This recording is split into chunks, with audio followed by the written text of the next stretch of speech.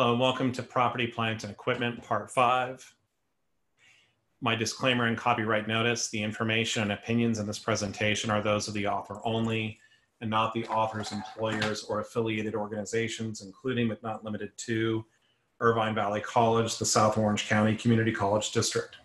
The presentation is for educational purposes only and does not constitute any legal or accounting advice whatsoever. This presentation is copyright 2008 to 2020 by Bennett Tchaikovsky. All rights are reserved. Any distribution is strictly prohibited. So we're now down here to Part 5, or changes in estimates for depreciation. So the first thing we need to know about changes in estimates is that we are going to be handling these prospectively only, meaning that we are not going to go back into the past. We are only going to go into the future. And the reason is that depreciation by its very nature includes estimates, right? Acquisition cost is pretty much the only thing that's not an estimate. But over here, estimated useful life is an estimate. How long will the asset last for?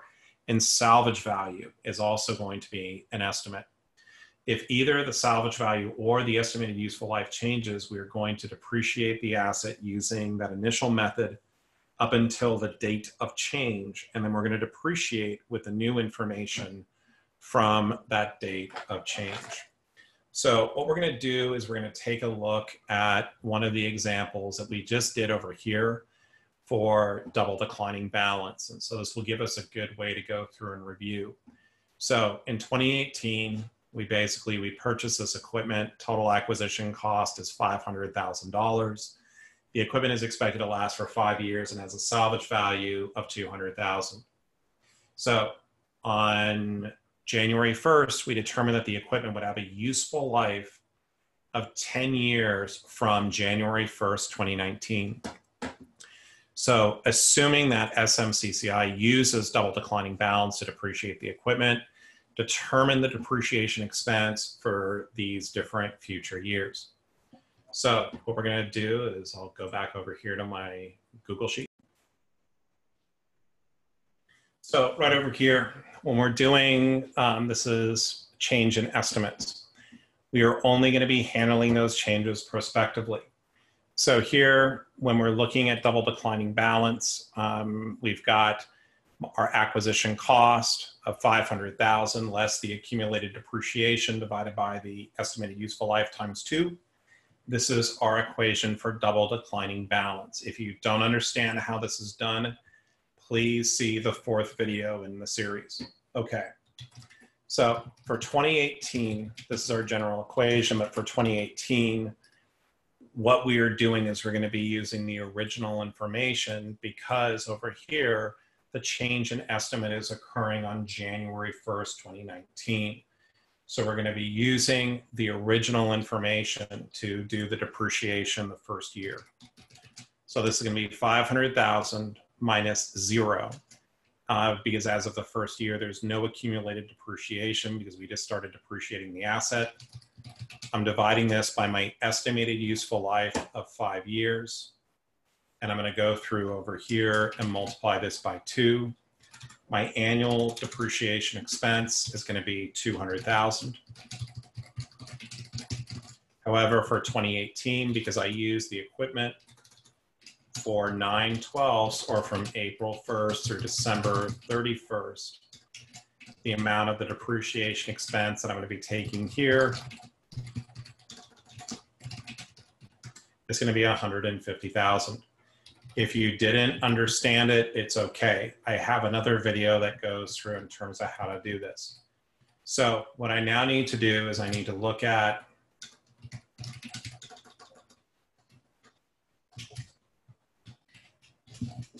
so when I'm doing double declining balance, I need to be very, very careful not to over depreciate the assets. So what I need to do is I need to see how much have I gone through and taken to date, and what is my net book value? So my depreciation expense for 2018 is $150,000. My accumulated depreciation, because this is the first year I'm depreciating the asset, it's going to be 0 plus 150. This is going to give me my net book value of 500,000 less 150,000.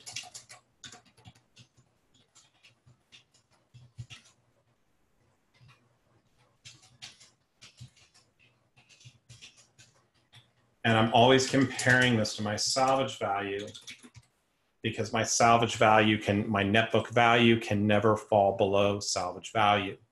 So I can go through and continue depreciating the asset. Let's take a look at 2019. In 2019, we've determined that we're going to be able to use the equipment for 10 years from that date. So over here, I'm going to have 500,000 minus 150,000, which was the amount of the accumulated depreciation that I took using double declining balance in year one. I'm going to divide this by 10 years. I'm going to multiply this by 2. And what this is going to be giving me is 350,000 divided by 10, or 35,000 times 2, or 70,000, which is going to be my depreciation expense for 2019. So over here, my acquisition cost is 500,000.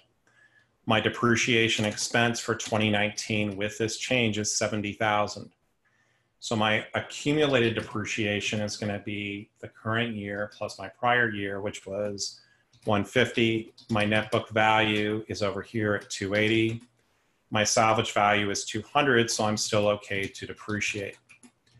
When I get to 2020,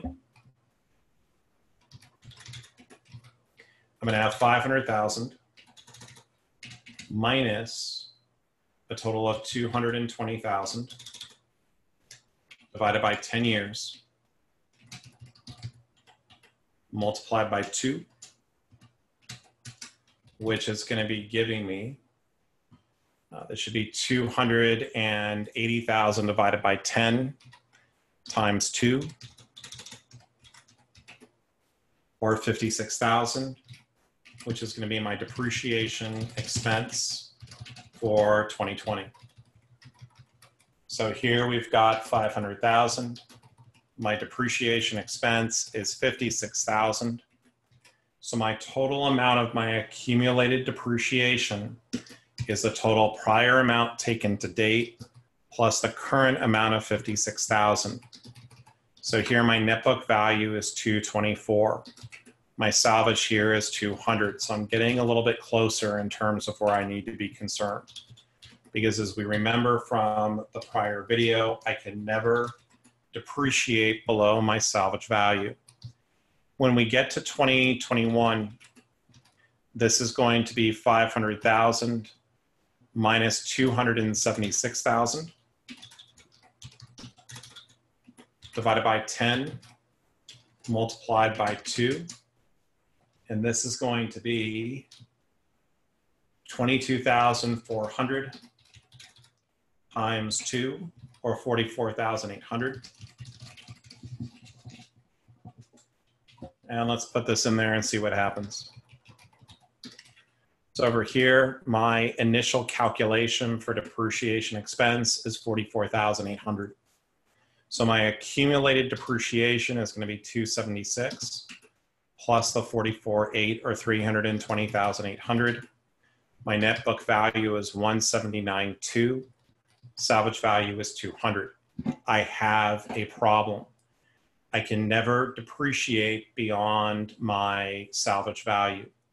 So what I'm going to need to do is right over here is I'm going to have to, God, I just love the language I used in this last one. Did I already erase it? Wow, all that is gone forever. So what I'm going to have to go through and do, and hopefully I can find this again, is that I'm going to have to manually adjust depreciation.